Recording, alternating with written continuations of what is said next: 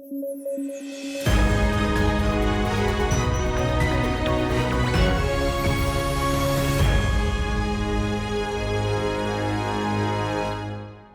News at 9 programme में आपका स्वागत है। मैं हूं अमृत उपाध्याय। आइए जल्दी से देखते हैं आज की हेडलाइन। 27 दिसंबर का दिन राष्ट्रगान के इतिहास में अहम, पहली बार सार्वजनिक मंच पर हुआ था पेश। कांग्रेस का कलकत्ता अधिवेशन बना था साक्षी। मनरेगा में सरकार ने लिया बड़ा कदम, पारदर्शिता को लेकर लिया बड़ा फैसला, डिजिटल तौर पर लगेगी हाजिरी। और मंदी के बीच अर्थव्यवस्था को लेकर मिली बड़ी खबर, 2035 तक तीसरी सबसे बड़ी अर्थव्यवस्था बनेगा Bharat. World economic league table में जारी हुए आंकड़े। चलिए खबरों की शुरुआत करें। उससे पहले एक बार फिर दोहरा दूं कि अगर आप इस बुलेटिन को पीडीएफ फॉर्मेट में पढ़ना चाहते हैं तो अमृत उपाध्याय 007 टेलीग्राम चैनल पर जाइए, जहां इसकी पीडीएफ रोजाना मिलती है। खबरें शुरू करते हैं। 27 दिसंबर का दिन भारत के राष्ट्रगान के इतिहास में अहम है। दरअसल 27 दिसंबर 1911 को पहली बार राष्ट्रगान सार्वजनिक मंच पर पेश किया गया था। इसे सरला देवी चौधरानी ने भारतीय राष्ट्रीय कांग्रेस के कलकत्ता अधिवेशन में गाया था। कांग्रेस का 26वां अधिवेशन कलकत्ता में 26 से 28 दिसंबर 1911 के बीच आयोजित किया गया था। इसके अध्यक्ष बिशन नारायण धर थे। गौरतलब है कि भारत का राष्ट्रगान जन गण मन रविंद्रनाथ टैगोर द्वारा बांग्ला भाषा में लिखित भारतो भाग्य विधाता का हिंदी वर्जन है। गुरुदेव रविंद्रनाथ टैगोर द्वारा लिखित आमार सोनार बांग्ला वर्तमान में बांग्लादेश का राष्ट्रगान है। जनगण को भारत की संविधान सभा ने 24 जनवरी 1950 को राष्ट्रगान के तौर पर अपनाया था। वहीं वंदे मातरम को भारत का राष्ट्रीय गीत घोषित किया गया था। राष्ट्रगान के हिंदी वर्जन को लेकर एक कंट्रोवर्सी भी हो चुकी है। दरअसल भारत सरकार अपने नेशनल पोर्टल पर मेंशन करती है कि संविधान सभा ने हिंदी वर्जन को राष्ट्रगान के तौर पर अपनाया था।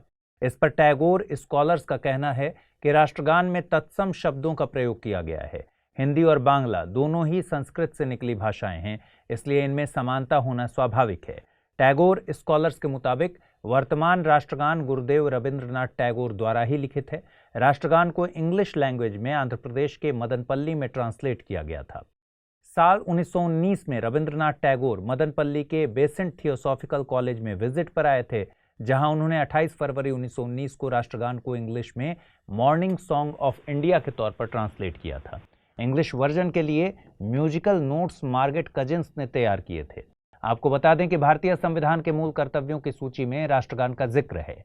अनुच्छेद 51A के मुताबिक हर एक नागरिक का यह कर्तव्य होगा कि वह संविधान का पालन करे और उसके आदर्शों, संस्थाओं, राष्ट्रध्वज और राष्ट्रगान का आदर करे। इस खबर की अहमियत को समझने के लिए साल 2021 में यूपीएससी द्वारा पूछे गए सवाल पर गौर करते हैं। सवाल पूछा गया था, आंध्र प्रदेश में मदनपल्ली के संदर्भ में निम्नलिखित में से कौन सा कथन सही है। पिंगली वेंकैया ने यहां भारतीय राष्ट्रीय ध्वज तिरंगे का डिजाइन किया।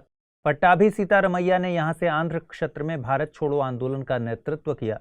रविंद्रनाथ टैगोर ने यहां पर राष्ट्रगान का बांग्ला से अंग्रेजी में अनुवाद किया।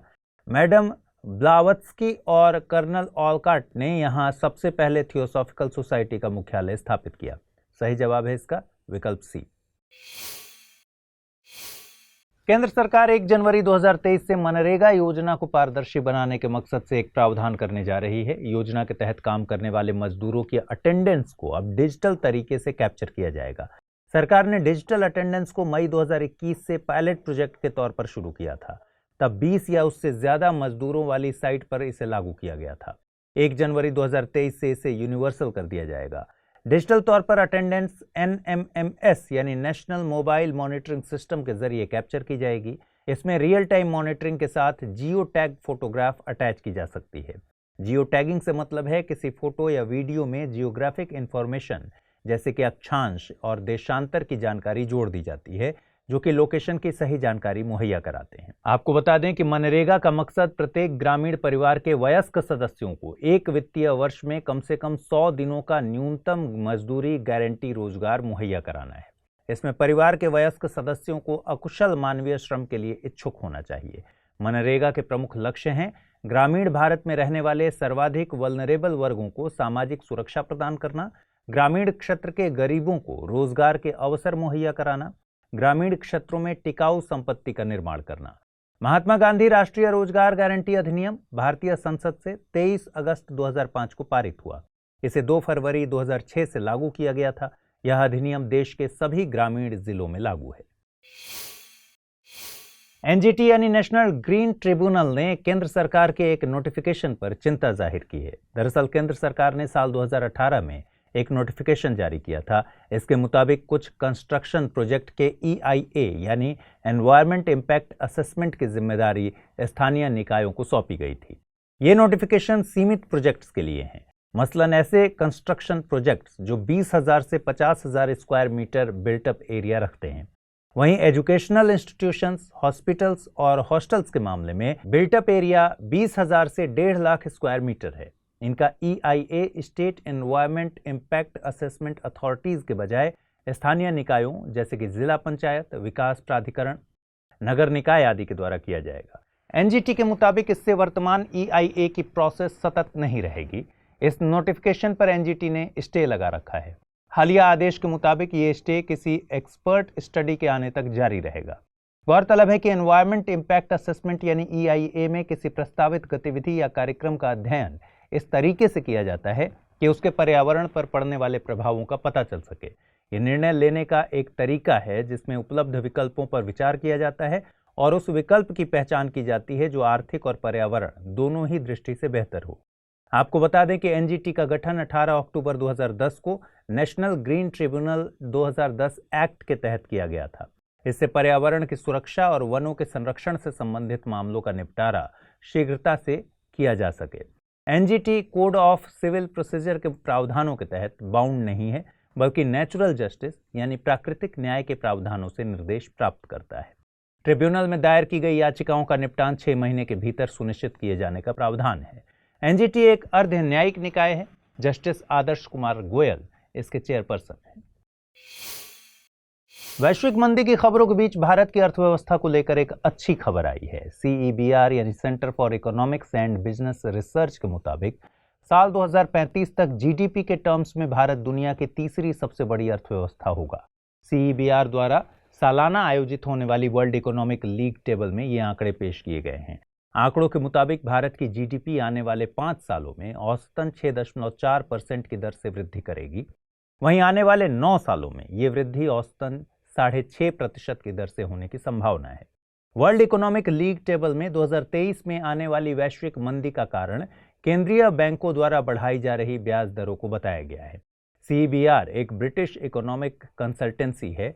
आपको बता दें कि भारत वर्तमान में 2.65 ट्रिलियन GDP के साथ दुनिया की 5वीं सबसे बड़ी अर्थव्यवस्था है। वहीं 19.48 ट्रिलियन GDP के साथ USA पहले स्थान पर काबिज है। आइए जल्दी से देखते हैं बुलेटिन पर आधारित क्या क्या सवाल बन सकते हैं। पहला सवाल है, वर्ल्ड इकोनॉमिक लीग टेबल निम्नलिखित में से किसके द्वारा आयोजित की जाती है? विश्व आर्थिक मंच, अंतर्राष्ट्रीय मुद्रा कोष, विश्व बैंक या फिर centre for economics and business research? अगला सवाल है, निम्नलिखित कथनों पर विचार कीजिए। नेशनल ग्रीन ट्रिब्यूनल प्राकृतिक न्याय के सिद्धांत पर काम करता है। मनरेगा के तहत हर एक ग्रामीण परिवार को रोजगार दिया जाता है। नीचे दिए गए कूटों का प्रयोग कर सही उत्तर चुनिए। केवल एक, केवल दो, एक और दो, दोनों, न तो एक नहीं दो। आइए अब देखते हैं पिछले बुलेटिन में मैंने आपसे क्या सवाल पूछे थे और सही जवाब उनके क्या हैं। पहला सवाल था, ब्रिटेन की कैडबरी समिति संबंधित है कॉर्पोरेट गवर्नेंस, गरीबी, बेरोजगारी या फिर जलवायु परिवर्तन से? सही जवाब है विकल्प ए यानी कॉर्पोरेट गवर्नेंस। अगला सवाल मैंने पूछा था, निम्नलिखित कथनों पर विचार कीजिए। सिखों के 10वें गुरु की जन्मस्थली पटना में है। खालसा पंथ की स्थापना गुरु नानक साहिब जी ने की थी। सही कथन चुनना था कूट के माध्यम से। केवल एक, केवल दो, एक और दो, दोनों, न तो एक नहीं दो। और इस प्रश्न का सही जवाब है ऑप्शन ए यानी पहला कथन सही है। खालसा पंथ की स्थापना गुरु गोविंद सिंह जी ने की थी। तो आज पूछे गए सवालों का जवाब जल्दी से कमेंट बॉक्स में दीजिए। आपको ये प्रोग्राम कैसा लगा ये भी जरूर बताइए और अपने दोस्तों के साथ इस प्रोग्राम को शेयर कीजिए। Study IQ IAS Hindi channel को सब्सक्राइब करना मत भूलिए। अपना ख्याल रखिए, ठीक से पढ़ाई कीजिए। नमस्कार।